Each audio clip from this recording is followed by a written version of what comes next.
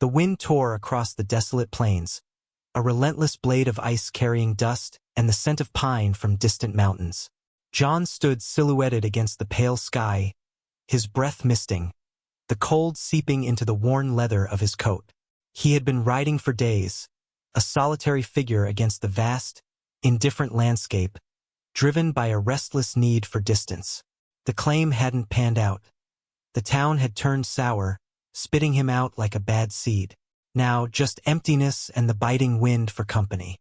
He crested a low ridge, his eyes scanning the horizon out of habit, searching for water, shelter, anything. That's when he saw it. Stark against the ochre earth, a shape that shouldn't be there. Upright, with lashed together. A cross. A crude, makeshift thing but unmistakable. And something on it. He spurred his horse forward, a knot tightening in his gut. As he drew closer, the details sharpened into a horrifying clarity. A figure, a girl, bound spread-eagled to the timbers, thin fabric offering little protection from the elements. Her head was bowed, hair whipping around her face, nailed crudely above her head. A scrap of wood bore burnt letters, "Hated by God." John reined in, dismounting slowly, his hand instinctively going to the knife sheathed at his belt. The air around the cross felt charged, heavy with malice and despair. He approached cautiously, his eyes fixed on the girl. She didn't stir as he neared, didn't flinch at the creak of his boots or the snort of his horse. He could see the taut ropes biting into her wrists and ankles, the way her chest barely rose and fell beneath the tattered cloth. Her skin was blue with cold, her lips chapped and cracked. He reached the foot of the cross, looking up at her face. Grime streaked her cheeks, tears perhaps, long since dried. Her eyes were closed. He spoke, his voice rough from disuse and the cold. "Hey, you hear me?" Nothing. No response. He reached out, gently touching her arm. Her skin was deathly cold. Still no reaction. He touched her again, a firmer shake. Her eyes fluttered open, wide and vacant at first, then snapping into a sharp, animal fear as they met his. But there was no sound from her, no cry, no gasp. Only the frantic widening of her pupils and the sudden tension that seized her body against the ropes. He realized with a jolt. She couldn't hear him. She was deaf. The cruelty of it landed like a physical blow. Left here, alone, exposed, unable to even hear the wind, unable to call for help that wouldn't come. Branded with silent, hateful words. He felt a surge of cold fury, different from the wind's bite. This was human-made, deliberate, vicious. He didn't hesitate further. Drawing his knife, he set to work, sawing quickly at the thick ropes binding her wrists. The girl watched him with those wide, frightened eyes, her chest heaving silent, ragged breaths. She flinched only slightly as the first rope snapped, making no sound. He moved to the other wrist, then her ankles. As the last rope gave way, her body sagged instantly, and she would have crumpled to the ground if he hadn't moved quickly, catching her before she fell. She was lighter than he expected, fragile beneath the layers of dirt and misery. He held her for a moment, a bundle of shaking fear in his arms, feeling the rapid beat of her heart against his hand. She didn't resist, but remained stiff, wary, like a wild animal trapped. He lifted her fully, cradling her against his chest. Her face was turned away, hidden against his coat, but he felt the trembling run through her small frame. He carried her to his horse, carefully settling her in front of him in the saddle, wrapping his spare blanket around her. He mounted behind her, holding her secure. The harsh words on the cross remained, a stark testament to the kind of world they inhabited. He turned the horse's head away from it, heading towards the setting sun, leaving the symbol of hate behind. The ride was slow, cautious. The girl remained silent, rigid against him, her head still tucked down. He could feel her shivering. Whether from cold or fear, he couldn't be sure. He spoke to her occasionally, quiet, low words, knowing she wouldn't hear, perhaps hoping the vibration of his chest would convey something other than threat. "We'll find shelter," he murmured, feeling the slight movement of her head against his coat. "Get you warm." As dusk deepened, painting the sky in bruised purples and oranges, he spotted the shallow overhang he had hoped to find. A small rock formation that offered a measure of protection from the wind. It wasn't much, but it was better than the open ground. He dismounted carefully, lifting the girl down. She stumbled slightly, her legs weak. He kept a hand on her arm, guiding her towards the overhang. She moved with hesitant steps, her eyes darting around, taking in the new surroundings with silent intensity. Inside the small, dusty shelter, he built a meager fire from dried brush he'd collected earlier. The flames flickered to life, casting dancing shadows on the rock walls, pushing back the encroaching darkness and the biting chill. The girl watched the fire, mesmerized, her gaze fixed on the leaping flames, perhaps feeling the warmth reach her cold skin. He settled her near it, wrapping the blanket tighter around her. He offered her jerky and a drink from his canteen. She looked at the food, then at him, her eyes still wary. He broke off a piece of jerky, chewing it himself to show it was safe, then held it out to her. After a long moment of hesitation, she reached out with trembling fingers, took the jerky, and brought it slowly to her mouth. She ate carefully, watching him the whole time. He did the same with the water, letting her see him drink first. There were no words between them, only the crackling fire, the sigh of the wind outside, and the quiet exchange of basic needs. He noticed the details now, the faint bruises on her wrists beneath the rope burns, the way she winced when she moved her shoulder. He wondered about the people who had done this to her, the hate that must have fueled such an act. Who were they? Why her?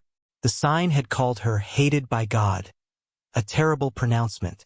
But sitting here, small and fragile by the fire, she just looked like a girl who had suffered unimaginable cruelty. He kept his distance, giving her space, but remained watchful.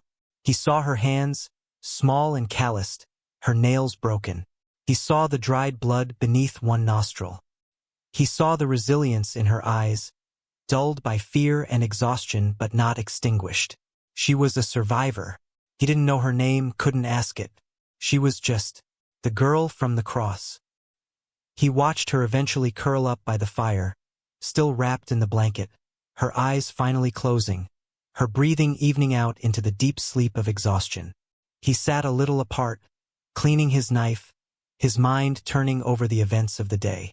He hadn't sought company, least of all this kind. His life was solitary by choice, or perhaps by circumstance. But leaving her had not been an option. The plains were vast, but not vast enough to outrun the memory of her tied to that cross. The next morning, the wind had died down, leaving a crisp, silent cold. The girl woke slowly, stretching stiffly.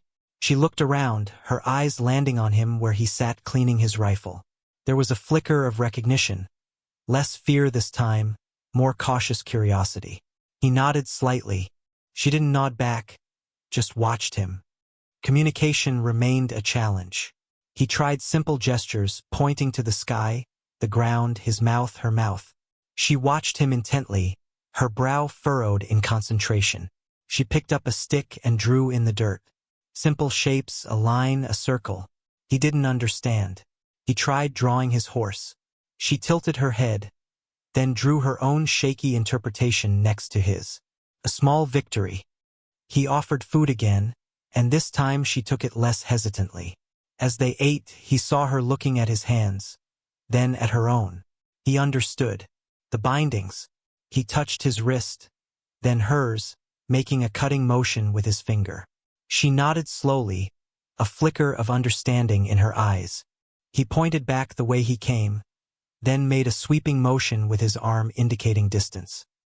He pointed to the sign above her head yesterday, drawing a cross shape in the air, then mimicking the words with his fingers near his mouth, though she couldn't hear them. Her face clouded over, the fear returning. He quickly shook his head, pointing to himself, then to her, then making a gesture of protection, a shield. He pointed to the horizon, then made a walking motion with his fingers. They would leave this place, go somewhere else. She seemed to grasp the intent, if not the detail. A journey away from the hate. She nodded, a single, decisive movement. Resilience. It wasn't just in her eyes. It was in her posture, the way she held herself despite her ordeal. She wasn't broken. Scarred, yes, but not shattered. They packed up the sparse camp. He mounted the horse first, then helped her up behind him. This time she didn't feel as stiff or as terrified. She still clung to him, but it felt less like a desperate grip, more like a necessary hold. As they rode, he found himself thinking about the words on the cross again. Hated by God, what kind of people believed they had the right to declare such a thing? What kind of world inflicted such judgment on a helpless, silent girl? He didn't believe in a God who hated. Not one he'd ever heard of, not one worth believing in. What he had seen was human hate, plain and simple, twisted into something monstrous. He glanced back briefly. The cross was a small, dark shape on the horizon, quickly disappearing. Good. Let the land reclaim it. Let the wind and the sun erase the ugly words. Their journey continued. The days fell into a rhythm dictated by the sun and the need for water. He hunted small game. She learned to help clean and prepare it, her movements deft and silent. They communicated through gestures, shared looks, the unspoken language of two souls cast adrift finding common ground. He learned she was observant, quick to understand his pantomimed instructions. She learned he was patient, quiet, and though rough around the edges, fundamentally kind. He tried teaching her simple signs he remembered seeing someone use once in a town: signs for water, food, sleep, cold. She picked them up quickly, her fingers forming the shapes with focused intensity. She showed him signs too, perhaps ones she'd developed or learned elsewhere: signs for sun, horse, fire, fear. One day, she made a sign that seemed to indicate something tall, then pointed back the way they came, then touched her chest, then made the sign for fear again, her face etched with the memory. The cross. Her ordeal. She was telling him, trying to share the horror she'd endured. He reached back, covering her hand where it rested on his arm. A silent gesture of understanding and protection. She didn't flinch away. They encountered others only rarely. A lone rider they avoided. A distant homestead they skirted wide. The world outside their silent bubble felt dangerous, full of potential judgment. He felt a fierce protectiveness bloom within him, unexpected and strong. This girl, stripped of her dignity, left for dead, had found a quiet strength he hadn't anticipated. She wasn't just surviving. She was enduring, adapting, living. And he was, in some strange way, living too, pulled along by the quiet current of her resilience. One evening, sheltered in a narrow canyon, the wind howled through the rocks like a banshee. The girl was jumpy, wrapping the blanket tight around her shoulders, her eyes wide. He knew the sound didn't bother her, but perhaps the vibration of the earth, the sheer force of the storm, stirred old terrors. He made a sign, pointing to the roaring wind, then shaking his head, then pointing to their small, firelit space, making a sign for safe. She watched his hands, then looked around the shelter, then back at him. She gave a small, hesitant nod. He saw her draw in the dirt again that night, by the firelight. More complex shapes this time. Stick figures. One large, one small. Lines connecting them. She pointed to the large one, then to him. She pointed to the small one, then to herself. She drew a large shape around them both, like a circle or a barrier. A small world, just the two of them, protected. He understood. It wasn't just a drawing. It was a statement. A fragile bond forged in the crucible of shared isolation and past trauma. He met her gaze, and for the first time, saw not just gratitude or fear, but a flicker of connection, quiet, profound. It was a silent question, perhaps. What now? Their journey brought them eventually to the edge of a small, isolated valley, tucked away from the main routes, rumored to be home to a scattering of folk who preferred solitude. As they approached the first cabins, a man emerged, rifle in hand, wary. He eyed John, then the girl behind him, his gaze lingering on her face, her silent presence. John dismounted, keeping himself between the man and the girl. He spoke, his voice low and even, explaining simply that they sought no trouble, only a place to rest, perhaps trade for supplies. He didn't mention the cross, the hateful words, the cruelty. Some things didn't need words, and some people didn't need to know the depths of human depravity. The man eyed the girl again. John felt her stiffen behind him. This was it. The judgment. The potential for the hate they had fled to rear its head again. But the man merely grunted, lowering his rifle slightly. "We keep to ourselves here," he said, his voice neutral. "Mind your own business. We'll mind ours." He gestured vaguely towards the edge of the small settlement. "Got a empty cabin down there. Belongs to Old Man Hemlock. Passed last winter. You can stay a few nights, maybe. Pay your way." It wasn't a warm welcome, but it wasn't rejection either. It was an offer of neutrality in a world that had shown them little. John nodded. "Appreciate it." As they rode towards the cabin, the girl relaxed slightly behind him. He felt her small hand press against his back, a silent communication. She was scared, but she was with him. And together they had faced down the first hint of the outside world and survived it. Life in the valley was quiet, measured. They were outsiders, observed but not immediately harassed. John found work, odd jobs, repairs. The girl stayed close to the cabin at first, watching, learning the rhythm of this new place. The people were reserved, hardened by the land, but they weren't overtly cruel. They saw her silence, her inability to hear or speak, but they didn't attach malice to it. She was simply the quiet one. It was a stark contrast to the world that had bound her to a cross. Slowly, tentatively, she began to interact. A woman left food on their stoop. The girl, after watching her retreat, carried it inside. She started helping John with small tasks, cleaning, mending. Her hands were quick, adept. One day she saw children playing, laughing. She watched them, a look of longing on her face. John saw it. He didn't know how to bridge that gap, how to bring sound and laughter into her silent world. But she found her own ways. She discovered she had a knack for working with fibers, spinning yarn, weaving simple mats. Her hands, once bound in suffering, now created things of quiet beauty. She would sit outside the cabin, fingers busy, seemingly at peace, though her eyes remained watchful, always scanning, alert to vibrations, to movement she couldn't hear.